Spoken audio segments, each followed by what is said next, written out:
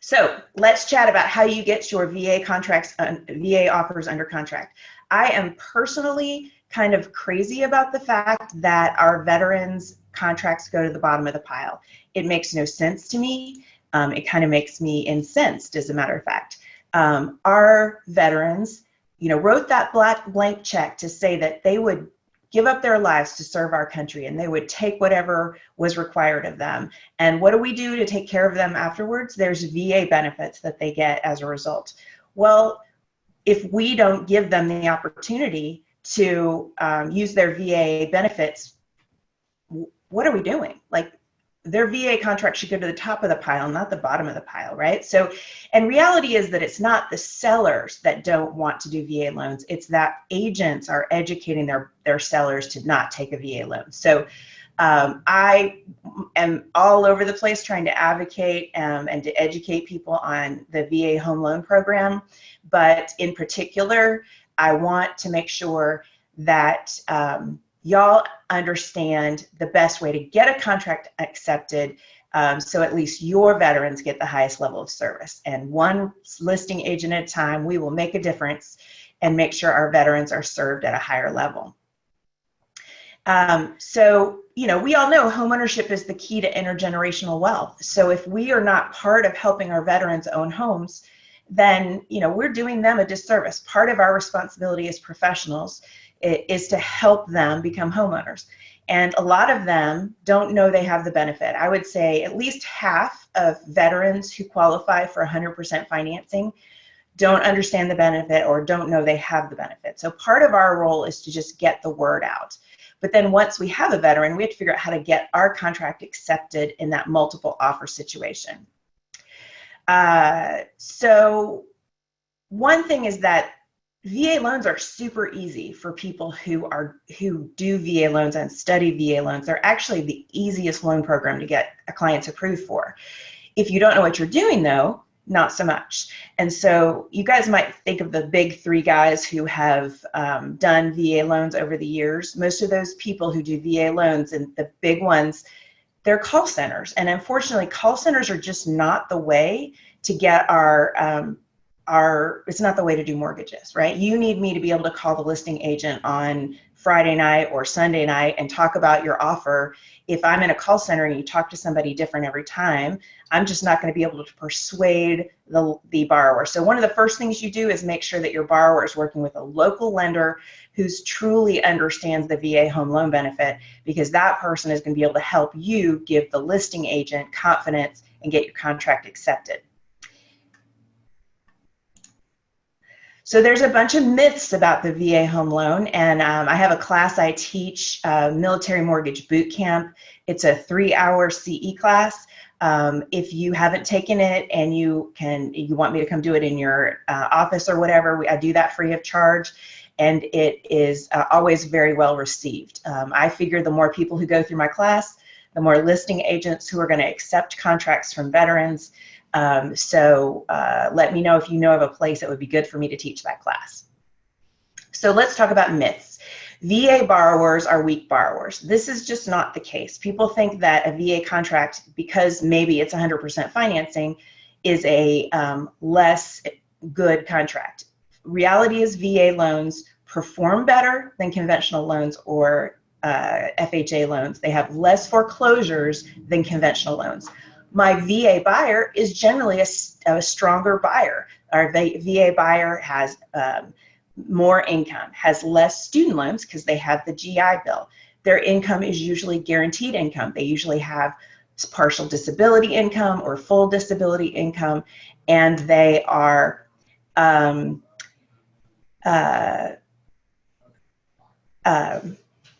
they have full disability income, and they have less student loans. Sorry.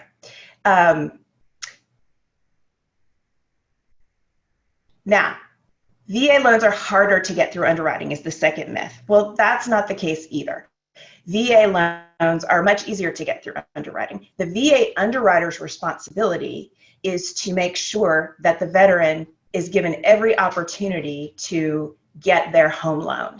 So it's their job to make the deal work. Now, that's completely different than an FHA loan or a conventional loan. The underwriter's job in a FHA or conventional loan is to protect the company and to keep the company from doing a loan that will default. Well, VA guarantees these home loans for the purpose of helping our veterans get them under contract. So the VA underwriter has a very different look at it, and we can do just about anything for a veteran that makes sense. I've done situations where I had a client who had a brand new $100,000 tax lien, brand new. And we were able to do his loan only because I was able to document all of the work he had done to try to resolve the issue. So we were able to get an exception around the rule that you have to have 12 months of payments on a IRS tax lien. So VA underwriting is super more flexible than anything else, but of course you have to know what you're doing. A lot of people think VA loans take a long time to close. We guarantee that a 21-day close for VA loans. It is not the case that VA loans have to take a long time. And so we're going to write our contract with a lower time period, and that's going to help us get over that issue with some of our listing agents.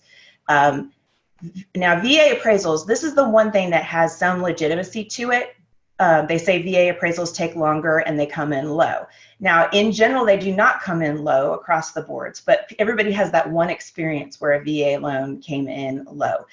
We as a firm are able to overcome that. We use the Tidewater and reconsideration of value process to get our values up and up. So basically, once a VA appraisal comes in low after you've gone through the Tidewater process, we do a reconsideration of value, which is going to the VA headquarters here in Atlanta and asking them to reconsider. The VA underwriter here in Atlanta can change my appraised value up by 15% without ever going back to the original appraiser. So that's huge in terms of what we're able to get done on VA appraisals. And so as a result, we have gotten, the few times our VA appraisals have come in low, we've almost always gotten our values up doing a reconsideration of value. So it's a little bit complicated, but basically we are able to overcome that process if there's a problem. And honestly, as long as the appraisal isn't pushed, your VA appraisal isn't a problem. It was really only an issue back when values were going up 25% a year. And then, you know, there was a lot of, nobody knew what to do with appraisals back then. And so it was more often that we might have an appraisal issue. So how are we going to get your contracts accepted? So how to win.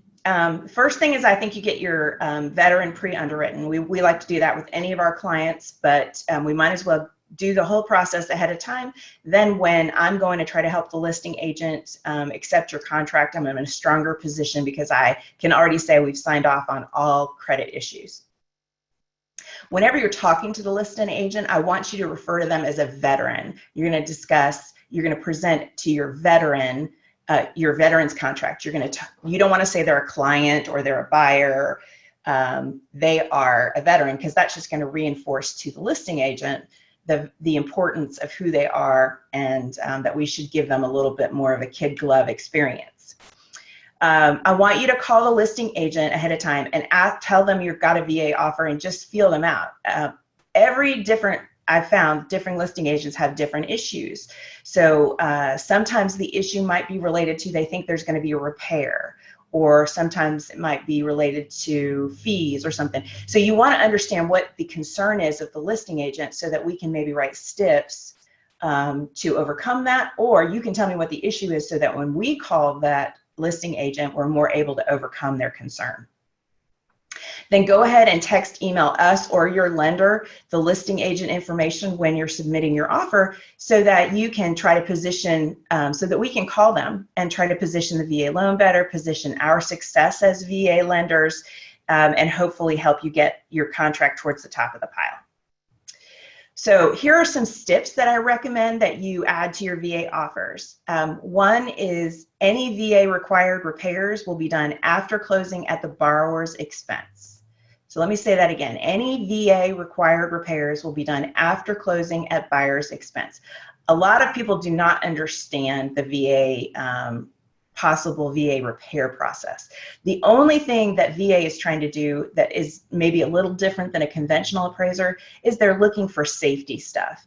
So my partner Shandy says if you would let a 5-year-old run around the house and you're not worried about their safety, you're probably fine. But if there's broken windows, or there's, if he's gonna walk out on the deck and fall through the deck because the spindles are too far away, or the deck is gonna fall apart if somebody stands on it, those are the things that the VA appraiser is gonna require as repairs. Generally, those things are very low dollar repairs, but the real estate agents get super stressed out about it. The listing agents think it's going to be crazy and a big deal. So this step will help that go away. Basically, what's going to happen is we're going to, if there's an issue, a repair issue, a deck repair or something, then what we're going to do is we're going to go ahead and close the loan. I'm going to hold the loan for a few weeks after it's closed and funded, and we're going to have the veteran get that repair made, and then we're going to have them send some pictures so we can sign off on that, and then we'll be able to sell the loan and everything is fine. So we're going to do those repairs after closing. That takes it off of the seller's issue list and allows the veteran to get over that hump, right? We got to figure out how to get over the objections. I recommend you write your closing date as a 21-day close. But then, of course, make sure the listing agent knows that if the seller wants to go further, that you certainly can close later. That's not an issue. But that 21-day close just positions to them that we're not worried about the closing getting delayed. Then after we've pre-underwritten your borrower, we're going to write a seller guarantee from us as a lender. So when the borrower is underwritten, we will send you a letter that says that if the loan does not close for any reason other than appraisal or title, that we as the lender will write a check to the seller for $5,000. And it's really just a position of strength. We're telling them we are very confident that this is going to work, and sometimes that's all it takes to have them consider our offer at a higher level. So some of my agents will make that an exhibit to the contract, and some will just save it into the PDF with the contract, like put it on the first page of the PDF for the contract, because a lot of agents won't take the time to peel that off when they're presenting the client, the agent, the information to the seller. So we will provide a $5,000 seller guarantee. Then VA clients, a lot of people don't know this, but veterans can pay appraisal gaps. So and sometimes they're in a better position to do it than others because they don't have to come up with a down payment. So you could put a stip in the contract that said that if the house were to underappraise, that the buyer would be willing to pay $5,000 for an appraisal gap. If you're comfortable in the appraised value, it really shouldn't be an issue. You just want to make sure the client could do that. Were you able to do it? So we can always discuss that when you're making an offer, but sometimes that little bit saying that we are confident in the appraised value, again, puts us over the top. Now, sometimes you're working with really high-end veterans. So like I did a loan for $1.2 million for a brigadier general 2 months ago. In that particular situation, the listing agent was like, no way I'm taking a VA contract. The local appraiser, the local VA appraiser there had a bad reputation, and there's just no way, they don't believe the appraised value. So, well, this brigadier general really would have had a much better loan situation if they ended up with their VA loan. So it seems stupid to force the client to not get to take advantage of their benefits just because the listing agent's uncomfortable. So I talked to the listing agent, and we created this stip where we agreed to order a conventional appraisal and a VA appraisal at the same time. And then the client, because we also thought the house was overpriced, so we wanted to protect the client and still allow for an appraisal. So we said we'll order both at the same time, and then we will allow the seller, the buyer will have the option, if the VA appraisal comes in under the conventional appraisal, the veteran would have the option to either pay the difference between the conventional appraisal and the VA appraisal, or switch to conventional financing. And that was all it took for them to accept our $1.2 million offer on this house at the lake over somebody else who was doing cash offer but hadn't gotten their offer together yet. So so that was a perfect thing. So really part of what we're doing is we're going to get together, we're going to strategize on what's the best way to approach the listing agent, and we're going to get together and become amazing advocates for veterans. So I appreciate your time. I want to not use too much of it, so I'm going to let you go. Next week, we're going to talk about reverse mortgages. What do you need to know about reverse mortgages? Let me know if you have any questions or follow-ups from this, and thanks for your time.